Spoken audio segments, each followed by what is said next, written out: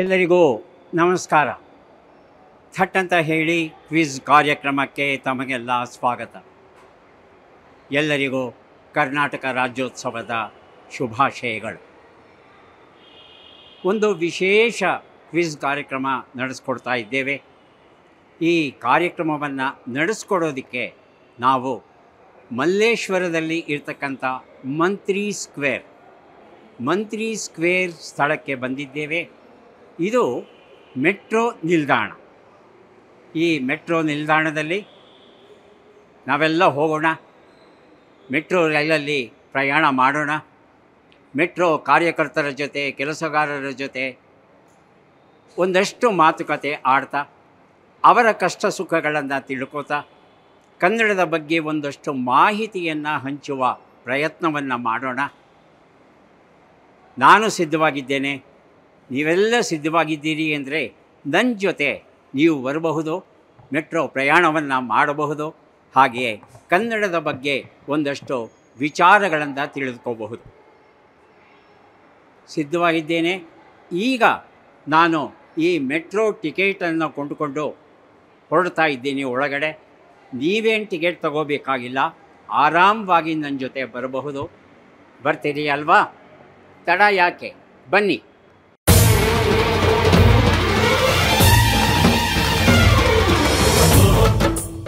ಮಲ್ಲೇಶ್ವರಂ ಮಂತ್ರಿ square ಬಂದಿದ್ದೇನೆ. ಮೊದಲಿಗೆ ಯಾರು ಸಿಗ್ತಾರೆ ಪ್ರಶ್ನೆಯನ್ನು ಕೇಳೋದಕ್ಕೆ ನೋಡೋಣ. ಸರ್ ನಮಸ್ತೆ. ನಮಸ್ತೆ ನಮಸ್ತೆ ನಮಸ್ತೆ. ತಾವು ಇಲ್ಲಿವರೆಗೆ ಈ ಮೆಟ್ರೋದಲ್ಲಿ ನೀವು ಬರ್ತೀರಾ ಅಂತ ಗೊತ್ತಾಯಿತು ನಮಗೆ. ನೋಡಿ, ರಾತ್ರಿ ಕನಸು ಬಿದ್ದಿತ್ತು, ಹಾಗಾಗಿ ಬಂದೇ ಬಿಟ್ಟೆ. 3 ಕಾಲಗಳನ್ನು ನೋಡ್ತಾ ಇರೋದು ತುಂಬ ಸಂತೋಷ ಸರ್. ನಮಸ್ಕಾರ. ಒಂದು ಪ್ರಶ್ನೆಯನ್ನು ಕೇಳಬೇಕು ತಮಗೆ. ಬೆಳಿಗ್ಗೆ ಹೊತ್ತು ಏನು ಪ್ರಶ್ನೆ ಅದು? ಬೆಳಗ್ಗೆನೇ ದಿನಪೂರ್ತಿ ಪ್ರಶ್ನೆಯೇ. ಕಷ್ಟದ ಪ್ರಶ್ನೆ ಕೇಳಬೇಡಿ. ಹಾಂ ಸರ್, ವಿದೇಶಗಳಲ್ಲಿ ಮೆಟ್ರೋನ ಸಾಮಾನ್ಯವಾಗಿ ಭೂಮಿಯ ಒಳಗೆ ಮಾಡ್ತಾರೆ. ಮೇಲ್ಗಡೆ ಇರತಕ್ಕಂಥ ವಾಸ್ತು ಗಿಡ ಮರಗಳು ಉಳ್ಕೊಳ್ಳುತ್ತೆ. ನಮ್ಮ ಬೆಂಗಳೂರಲ್ಲಿ ಬಹುಪಾಲು ಮೆಟ್ರೋ ನೆಲದ ಮೇಲಿದೆ. ಹಾಗಾಗಿ ಮರಗಿಡಗಳು ಪರಿಸರಕ್ಕೆ ಎಷ್ಟರ ಮಟ್ಟಿಗೆ ಹಾನಿಯಾಗಿರಬಹುದು, ಆ ಬಗ್ಗೆ ಏನಾದರೂ ಹೇಳ್ತೀರಾ? ಅಲ್ಲ, ಈಗ ಸದ್ಯಕ್ಕೆ ಅಷ್ಟೆಲ್ಲ ಹಾನಿ ಆಗಿರಲಿಲ್ಲ. ಯಾಕಂದರೆ ಬೆಂಗಳೂರು ತುಂಬ ಜನಸಾಂದ್ರ ಇರುವಂಥ ಪ್ರದೇಶ. ಅಲ್ಲಿ ಮರಗಳು ಮೊದಲೇ ಕಮ್ಮಿ ಆಗಿಬಿಟ್ಟಿದ್ದಾವಲ್ಲ, ಈಗ ಕೊನೆಯದಾಗಿ ಎಂಟ್ರಿ ಆಗಿದೆ ಮೆಟ್ರೋ ಸ್ವಲ್ಪ ಮಟ್ಟಿಗೆ. ಆದರೆ ನೀವು ಹೇಳೋ ಹಾಗೆ ಇಲ್ಲೂ ಕೂಡ ಸಾರ್ವತ್ರಿಕವಾಗಿ ಅಂಡರ್ಗ್ರೌಂಡ್ ಭೂಗತವಾಗಿ ಮಾಡೋದು ತುಂಬ ಒಳ್ಳೆಯದು. ಭೂಗತವಾಗಿ ಮಾಡಬೇಕು ಅಂದರೆ ಸ್ವಲ್ಪ ಹೆಚ್ಚು ಹಣ ಬೇಕಾಗುತ್ತೆ. ನೆಲದ ಮೇಲೆ ಮಾಡೋದಕ್ಕೆ ₹1 ತಗಲಿದ್ರೆ, ಭೂಮಿಯ ಒಳಗೆ ಮಾಡಿದ್ರೆ 3-4 ರೂಪಾಯಿ ಬೇಕಾಗುತ್ತೆ. ಹೆಚ್ಚುವರಿ ಹಣ ಎಲ್ಲಿಂದ ತರೋದು? ಆದರೆ ನೀವು ಮರಗಿಡಗಳನ್ನು ಒಂದು ಮರ ಕಡಿಯೋಕ್ಕೆ ನಮಗೇನು ಕಾಂಟ್ರಾಕ್ಟರ್ ಪ್ರಕಾರ ₹1,800 ಸಾಕಾಗುತ್ತೆ. ಆದರೆ ಮರದ ವ್ಯಾಲ್ಯೂ ₹35,000 ಇದೆ. ಮರ ನಮ್ಮ ವಾತಾವರಣಕ್ಕೆ ಏನೇನು ಕಂಟ್ರಿಬ್ಯೂಷನ್ ಮಾಡ್ತಾಯಿದೆ, ನೀರು ಹಿಡಿಯೋಕ್ಕೆ, ಪಕ್ಷಿಗಳಿಗೆ ಆಸರೆ, ಪರಾಗಸ್ಪರ್ಶಕ್ಕೆ, ಅಷ್ಟೆಲ್ಲ ನೀವು ಅದನ್ನು ವ್ಯಾಲ್ಯೂ ಮಾಡಿದರೆ ಒಂದು ಮರದ ಬೆಲೆ ನೀವು ಇಲ್ಲಿ ₹3 ₹15 ಆದರೂ ಕೂಡ ಅದನ್ನು ಸರಿ ತೂಗಿಸಲಾರದು. ಒಂದು ಮರ ಸೇವ್ ಮಾಡ್ತಿರಲ್ಲ ನೀವು. ಆದ್ದರಿಂದ ಭೂಗತವಾಗಿ ಇದ್ದುಕೊಂಡು ಮರ ಸೇವ್ ಮಾಡೋದು ಭಾಳ ಒಳ್ಳೆಯದು. ತಾತ್ಕಾಲಿಕವಾಗಿ ನಮಗೆ 3 ಪಟ್ಟು ಹಣ ಖರ್ಚಾಗುತ್ತೆ ಅಂತ ಅನ್ನಿಸ್ಬಹುದು. ಆದರೆ ಸುದೀರ್ಘವಾಗಿ ಯೋಚನೆ ಮಾಡ್ತು ಅಂದರೆ ಇದು 100 ಪಟ್ಟಷ್ಟು ಅನುಕೂಲತೆ ಮಾಡಿಕೊಡುತ್ತೆ. ಮಾಡಿಕೊಡುತ್ತೆ. ತಾವು ಭಾಳ ಸರಿಯಾಗಿ ಹೇಳ್ತೀರಿ. ಮರಗಳು ಅಂದರೆ ನಮ್ಮ ಭವಿಷ್ಯದ ಆಸರೆಗಳು. ಅವನ್ನ ನಾಶ ಮಾಡಿದರೆ ಯಾವ ಸಿಟಿ ಕೂಡ ಉಳಿಯೋದಿಲ್ಲ, ಹಳ್ಳಿ ಕೂಡ ಉಳಿಯೋದಿಲ್ಲ. ಈಗಾಗಲೇ ನಾವು ಈ ಜಾಗತಿಕ ತಾಪಮಾನ ಏರಿಕೆ ಆಗ್ತಾಯಿದೆ ಅಂತ ಹೇಳ್ತಾ ಇದ್ದೀವಿ. ನಗರದಲ್ಲಿ ತುಂಬ ಜಾಸ್ತಿ ಏರಿಕೆ ಆಗ್ತಾಯಿದೆ. ಹಾಗೆ ನಗರದಲ್ಲಿ ಸ್ವಲ್ಪ ಮಟ್ಟಿಗಾದರೂ ಏರ್ ಕಂಡೀಷನಿಂಗ್, ನೆಲವನ್ನು ಗಾಳಿಯನ್ನು ತಂಪು ಮಾಡಬೇಕು ಅಂತಿದ್ದರೆ ಮರಗಳನ್ನು ಉಳಿಸ್ಬೇಕು, ಹೊಸ ಸಸ್ಯಗಳನ್ನು ನೆಡಬೇಕು. ಆದ್ದರಿಂದ ಈ ಮೆಟ್ರೋ ಈಗ ನಾವು ಇಲ್ಲಿ ನೆಲದ ಮೇಲಿದ್ದರೂ ಕೂಡ ಮುಂದೆ ಕ್ರಮೇಣ ನೆಲದ ಒಳಗೆ ಮೆಟ್ರೋ ಸಂಚಾರ ಸೌಲಭ್ಯಗಳನ್ನು ಬಳಸ್ಕೋಬೇಕು ಅಂತ ನಾವು ಹೇಳಿದ್ವಿ. ಬಹಳ ಒಳ್ಳೆಯ ಒಳನೋಟ ಕೊಟ್ಟರೆ ಸರ್. ತುಂಬ ಧನ್ಯವಾದಗಳು. ಇಷ್ಟೆಲ್ಲ ಮಾಹಿತಿ ಕೊಟ್ಟಿದ್ದೀರಲ್ಲ, ಸುಮ್ಮನೆ ಕಳಿಸೋಕ್ಕಾಗುತ್ತಾ ನಿಮ್ಮನ್ನು? ಒಂದಷ್ಟು ಪುಸ್ತಕ, ಭಗ್ನ ಪ್ರೇಮಿಯ ಅಪೂರ್ಣ ಡೈರಿ, ಜೋಗಿ ಬರೆದಿರೋಂಥದ್ದು ಚೆನ್ನಾಗಿದೆ ಪುಸ್ತಕ. ಟೈಪಿಸ್ಟ್ ತಿರಸ್ಕರಿಸಿದ ಕಥೆ ನಮ್ಮ ಶಿವಕುಮಾರ್ ಮಾವಲಿ ಬರೆದಿರೋಂಥದ್ದು. ತುಂಬ ಚೆನ್ನಾಗಿದೆ ಕಥೆಗಳು, ನಾವು ಓದಿದ್ದೇನೆ. ಶಶಿ ತರೀಕೆರೆ ಪ್ಯೂಪಾ ಕವಿತೆಗಳು ಅಂತ 3 ಪುಸ್ತಕ. ಯಾಕಂದರೆ ನೀವು ಕೊಟ್ಟಿರೋ ಮಾಹಿತಿ ಇದೆಯಲ್ಲ, 30 ಪುಸ್ತಕಗಳಿಗೆ ಸಮನಾದದ್ದು 3 ಪುಸ್ತಕ ಕೊಡ್ತಾ ಇದ್ದೇವೆ. ಇದೇ ರೀತಿ ಪುಸ್ತಕದ ಜನಪ್ರಿಯತೆಯು ಕೂಡ ತಮ್ಮ ಥಟ್ಟಂತ ಹೇಳಿದ ಕಾರ್ಯಕ್ರಮಗಳ ಹಾಗೆ ಅದು ಕೂಡ ಹೆಚ್ಚಾಗ್ತಾ ಇರಲಿ, ಜಾಸ್ತಿ ಜನ ಪುಸ್ತಕ ಓದ್ತಾ ಇರಲಿ. ವಿಶೇಷವಾಗಿ ಕನ್ನಡ ನಾಡಿನ ನವಂಬರ್ ತಿಂಗಳಿನ ಕನ್ನಡ ಸಂದರ್ಭದಲ್ಲಿ ತಾವು ಧರಿಸಿದಂಥ ವಿಶೇಷ ಶಾಲು ಪ್ರಾತಿನಿಧಿಕವಾಗಿ ಕನ್ನಡದ ಪ್ರೀತಿಯನ್ನು ಪ್ರೇಮವನ್ನು ಹೆಚ್ಚಿಸಲಿ ಅಂತ ಹಾರೈಸ್ತೀನಿ. ಧನ್ಯವಾದ. ನಮಸ್ತೆ ಸರ್. ನಾಗೇಶ್ ಹೆಗಡೆಯವರ ಜೊತೆ ಒಂದಷ್ಟು ಮಾತುಕತೆ ಆಡಿದ್ದಕ್ಕೆ ಮರಗಳ ಮಹತ್ವ ಎಷ್ಟು ಚೆನ್ನಾಗಿ ಗೊತ್ತಾಯ್ತಲ್ವ ನಮಗೆ. ಬನ್ನಿ ಮುಂದೆ ನೋಡೋಣ. ಓಹೋ, BMRCL ಕನ್ನಡ ಸಂಘದವರು ಅದ್ಭುತವಾದ ಕರ್ನಾಟಕ ರಾಜ್ಯೋತ್ಸವ ಕಾರ್ಯಕ್ರಮವನ್ನು ಆಯೋಜಿಸಿದ್ದಾರೆ. ಈ ಒಂದು ಸಂದರ್ಭಕ್ಕಾಗಿ ವಿಶೇಷ ಥಟ್ಟಂತೆ ಹೇಳಿ ಕಾರ್ಯಕ್ರಮವನ್ನು ನಾವು ಮೆಟ್ರೋ ರೈಲಲ್ಲೇ ಪ್ರಯಾಣಿಸ್ತಾ ಮಾಡುವ ಒಂದು ಆಸೆ. ಹೋಗೋಣ ಅಲ್ವಾ? ರೈಲು ಹತ್ತೇ ಬಿಡೋಣ, ಬನ್ನಿ. ನಮಸ್ತೆ. ನಮಸ್ತೆ, ತಮ್ಮ ಹೆಸರು? ಸರ್, ನಾನು ನಿತೀಶ್ರೀ ಅಂತ, LB ಕಾಲೇಜ್ ಸಾಗರದ PU ಕಾಲೇಜ್ ಪ್ರಿನ್ಸಿಪಲ್ ಆಗಿದ್ದೀನಿ. ಇಲ್ಲಿ PU ಬೋರ್ಡಲ್ಲೇನೋ ಕೆಲಸ ಇತ್ತು ಅಂತ ಹಾಗೆ ಬಂದೆ ಶಿವಮೊಗ್ಗಕ್ಕೆ, ಬೆಂಗಳೂರಿಗೆ. ತಮ್ಮನ್ನು ನೋಡಿ ತುಂಬ ಖುಷಿಯಾಯಿತು. ಭಾಳ ಸಂತೋಷ ಆಯ್ತಮ್ಮ, ತಮ್ಮನ್ನೂ ಸಹ ನೋಡಿ. ಬಂದಿದ್ದೀರಿ, ಭೇಟಿಯಾಗಿದ್ದೀರಿ. ಒಂದು ಪ್ರಶ್ನೆ ಕೇಳಿಬಿಡ್ತೇನೆ, ಪ್ರಶ್ನೆಗೆ ಸರಿ ಉತ್ತರ ಕೊಟ್ಟರೆ ಒಂದು ಪುಸ್ತಕವೂ ತಮಗೆ ಸಿಕ್ಕಿಬಿಡುತ್ತೆ. ಆಗಬಹುದಾ? ಈ ಪ್ರಶ್ನೆ ಒಂದು ಭಾವಗೀತೆಯ ರೂಪದಲ್ಲಿದೆ. ಈ ಭಾವಗೀತೆಯ ಚರಣವನ್ನು ನಾವು ಹಾಡಿ ತೋರಿಸ್ತೇವೆ, ಅದರ ಪಲ್ಲವಿಯನ್ನು ತಾವು ಹಾಡಬೇಕು. ಈಗ ಆ ಚರಣವನ್ನು ಹಾಡೋದಕ್ಕೆ ಬಂದಿದ್ದಾರೆ ಧನ್ಯಶ್ರೀ ಅಡಿಗ ಅವರು. ಶಾಸ್ತ್ರೀಯ ಸಂಗೀತದಲ್ಲಿ ಅಪಾರ ಪಾಂಡಿತ್ಯವನ್ನು ಪಡೆದಿರತಕ್ಕಂಥ ಧನ್ಯಶ್ರೀಯವರು ಈಗ ಒಂದು ಭಾವಗೀತೆಯನ್ನು ಹಾಡ್ತಾರೆ. ಯಾವ ಭಾವಗೀತೆ? ಕಾದು ನೋಡೋಣ. ರವಿಗೆ ಕಾಂತಿಯ ನೀವ ನಿನ್ನ ಕಣ್ಣೀಕ್ಷಿಸಲು ಪಾಪ ತಾನುಳಿಯುವುದೇ ಪಾಪವಾಗಿ.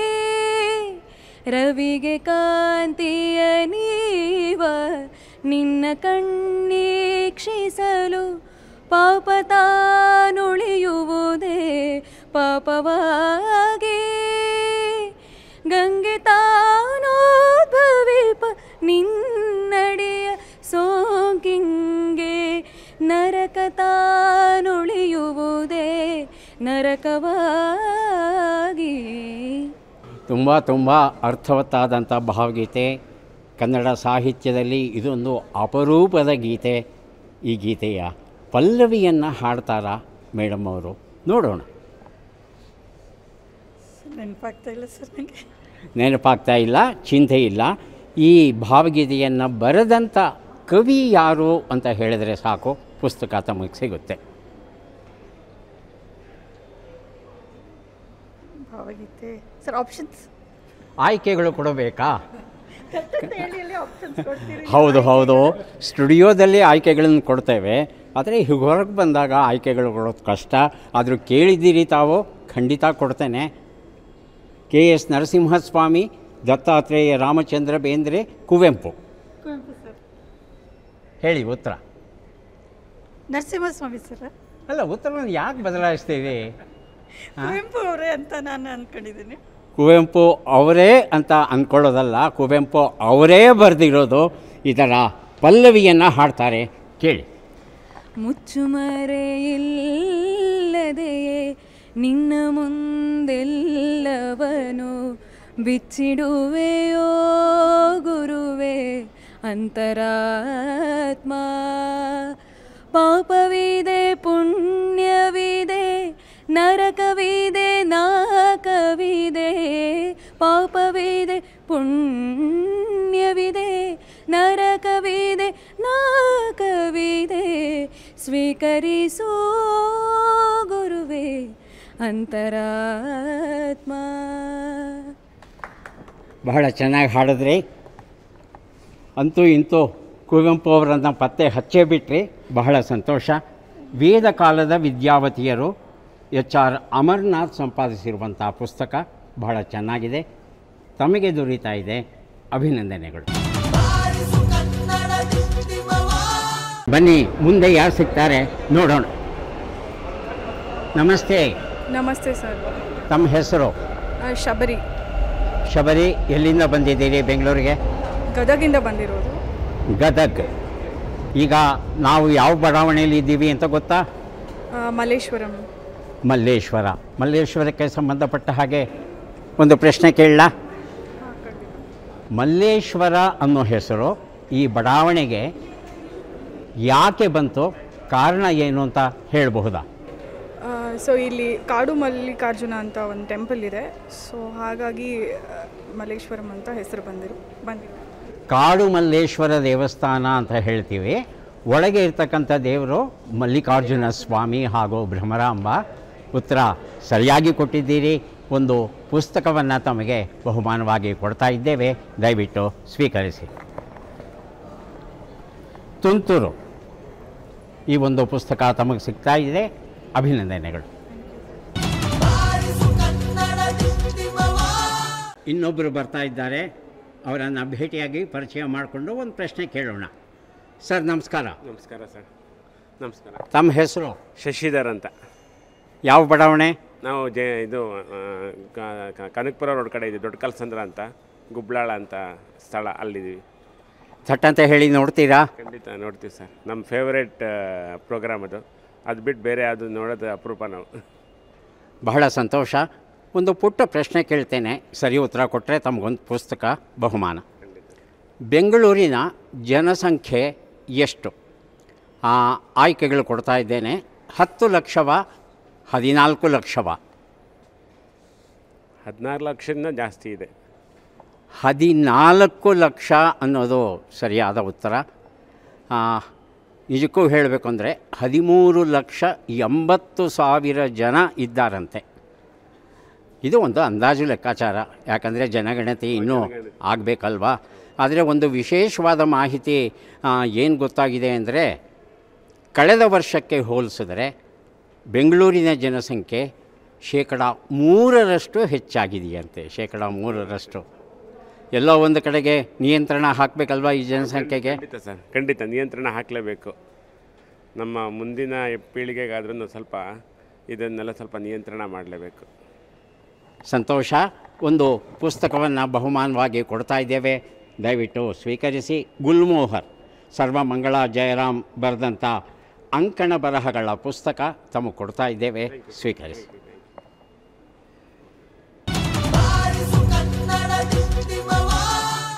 ನಮ್ಮ ಸೆಕ್ಯೂರಿಟಿಯವರು ನಿಂತ್ಕೊಂಡಿದ್ದಾರೆ, ಅವರನ್ನು ಭೇಟಿಯಾಗಿ ಒಂದು ಪ್ರಶ್ನೆ ಕೇಳಬಹುದಲ್ವಾ? ಬನ್ನಿ. ಸರ್ ನಮಸ್ಕಾರ. ನಮಸ್ಕಾರ ಸರ್. ತಮ್ಮ ಹೆಸರು? ಸರ್ ಸಾಗರ್ ದಾಸ್. ಸಾಗರ್ ದಾಸ್. ಮೂಲತಃ ಎಲ್ಲಿಂದ ಬಂದಿದ್ದೀರಿ? Sir Tripura, north East. Tripura, north East. ಹಾಂ ಸರ್. ಕನ್ನಡ ಬರುತ್ತಾ? ಸರ್ ಬರುತ್ತೆ ಸರ್. ಸ್ವಲ್ಪ ಬರುತ್ತಾ, ಚೆನ್ನಾಗಿ ಬರುತ್ತಾ? ಸರ್ ಪೂರ್ತಿ ಬರಲ್ಲ, ಸ್ವಲ್ಪ ಬರುತ್ತೆ. ತುಂಬ ಸಂತೋಷ.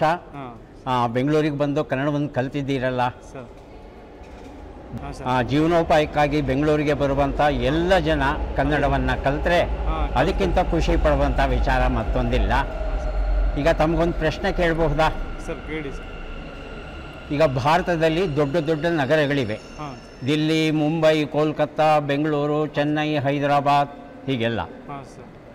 ಜನಸಂಖ್ಯೆಯ ದೃಷ್ಟಿಯಿಂದ ಹಾಂ ಬೆಂಗಳೂರು ಎಷ್ಟನೇ ಸ್ಥಾನದಲ್ಲಿದೆ? 1, 2, 3, 4, 5 ಹೀಗೆ ಎಷ್ಟನೇ ಸ್ಥಾನದಲ್ಲಿದೆ ಬೆಂಗಳೂರು?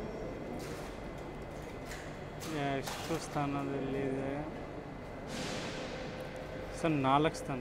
4ನೇ ಸ್ಥಾನ ಅಂತ ಹೇಳಿದ್ರು ಆ ಉತ್ತರ 100ಕ್ಕೆ 100ರಷ್ಟು ಸರಿಯಾಗಿದೆ. ಬೆಂಗಳೂರು 4ನೇ ಸ್ಥಾನದಲ್ಲಿದೆ. ಮೊದಲ ಸ್ಥಾನದಲ್ಲಿ ದಿಲ್ಲಿ, 33 ಕೋಟಿ ಜನ ಇದ್ದಾರಂತೆ. 2ನೇ ಸ್ಥಾನದಲ್ಲಿ ಇದೆ ಮುಂಬೈ, 22 ಕೋಟಿ. ಕೋಲ್ಕತ್ತಾ 16 ಕೋಟಿ. ಬೆಂಗಳೂರು 14 ಕೋಟಿ. 13,80,000 ಜನ ಇದ್ದಾರೆ ಬೆಂಗಳೂರಲ್ಲಿ. ಒಳ್ಳೆ ಉತ್ತರವನ್ನು ಕೊಟ್ಟಿದ್ದೀರಿ. ಕನ್ನಡ ಓದಲಿಕ್ಕೆ ಬರುತ್ತಾ? ಈಗ ಮಾತಾಡೋಕೆ ಕಲ್ತಿದ್ದೀರಿ ಅಲ್ವಾ? ಓದೋದಕ್ಕೂ ಕಲ್ತ್ಕೊಂಬಿಡಿ. ಹೌದು ಸರ್. ಹಾಂ, ನಿಮ್ಮ ಗೆಳೆಯರು ಯಾರಾದರೂ ಇದ್ದರೆ ಅವ್ರಿಗೂ ಸಹ ಓದಕ್ಕೆ ಕೊಡ್ಬೋದು.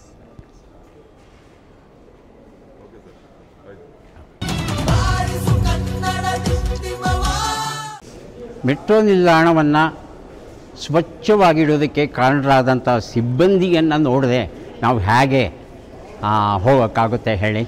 ಬನ್ನಿ ನೋಡೋಣ. ಅಮ್ಮ ನಮಸ್ಕಾರ. ತಮ್ಮ ಹೆಸರು?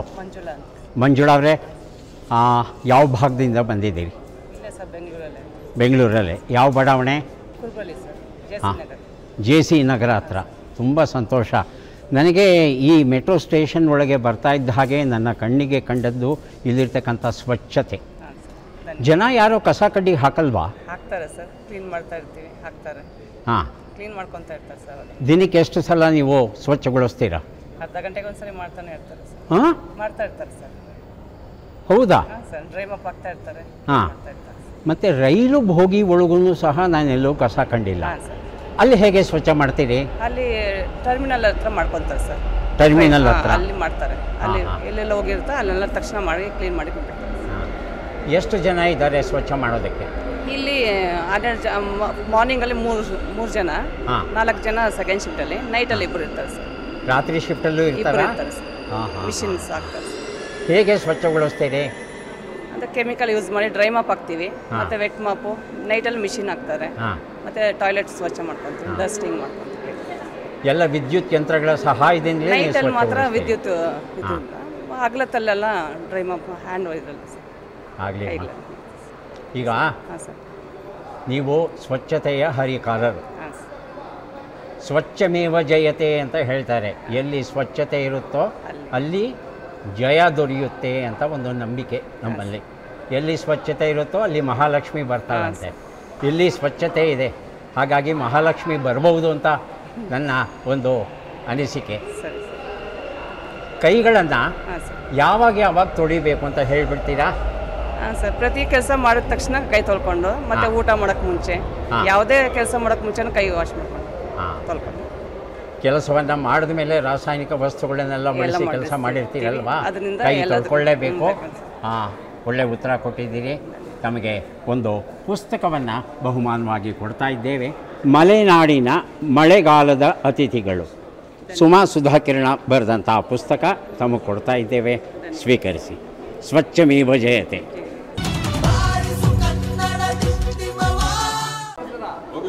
ಹಾಂ, ಇದು ಭಾಗ್ಯ, ಇದು ಭಾಗ್ಯ. ಹಾಂ, ಚೆನ್ನಾಗಿದ್ದೀರಾ? First class. Long time. Long time. ಒಂದು ಪ್ರಶ್ನೆ, ಉತ್ತರ ಕೊಡಬೇಕು.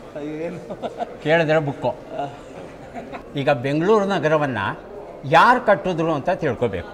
ಮೊದಲನೇ ಕೆಂಪೇಗೌಡನ, ಮೂರನೆಯ ಕೆಂಪೇಗೌಡನ?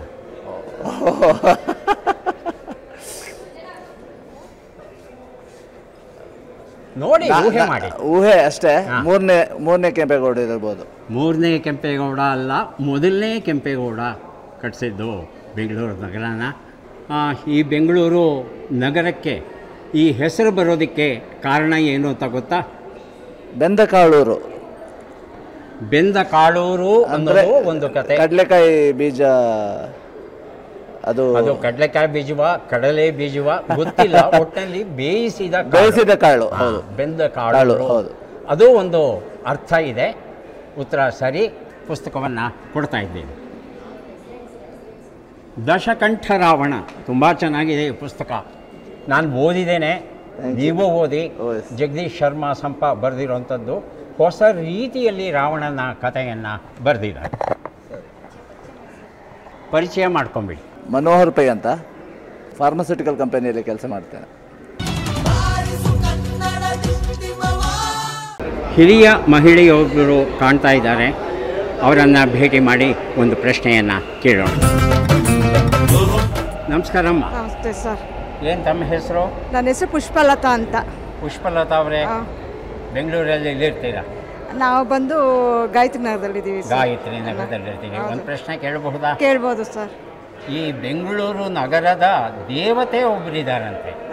ಆ ಬೆಂಗಳೂರು ನಗರದ ದೇವತೆ ಯಾರು? ಅವರ ಹೆಸರು ಹೇಳಬೇಕು ಸರ್. ತಪ್ಪೋ ಸರಿನೋ, ಅಣ್ಣಮ್ಮ ಅಂತ ಅಂದ್ಕೊಂಡಿದ್ದೀನಿ. ಅಣ್ಣಮ್ಮ 100ಕ್ಕೆ 100ರಷ್ಟು ಸರಿಯಾದ ಉತ್ತರ. ಬೆಂಗಳೂರು ನಗರ ದೇವತೆ ಅಣ್ಣಮ್ಮ ಉತ್ತರ ಸರಿಯಾಗಿದೆ. ಒಂದು ಪುಸ್ತಕವನ್ನು ತಮಗೆ ಕೊಡ್ತಾ ಇದ್ದೇವೆ, ಸ್ವೀಕರಿಸಿ. ಮಾತ್ರೇ ದೇವೋಭವ ಅಂತ ಪುಸ್ತಕ ಇದು, ಸ್ವೀಕರಿಸಿ. Thank you sir. ಅಣ್ಣಮ್ಮ ಅಂತ ಕರೀತೇವೆ.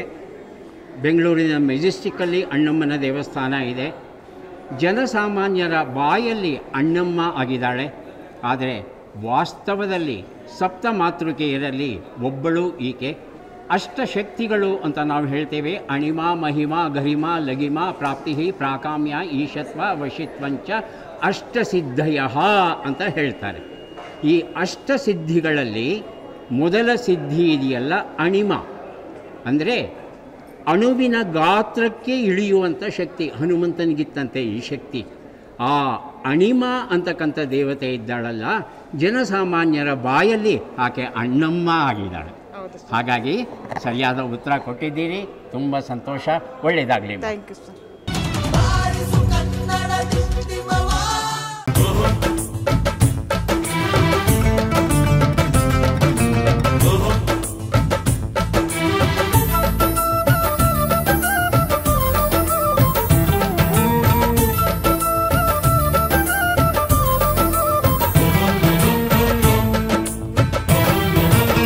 ಕನ್ನಡಕ್ಕಾಗಿ ಜನನ, ಕನ್ನಡಕ್ಕಾಗಿ ಮರಣ, ಕನ್ನಡತನಕ್ಕೆ ನಮ್ಮ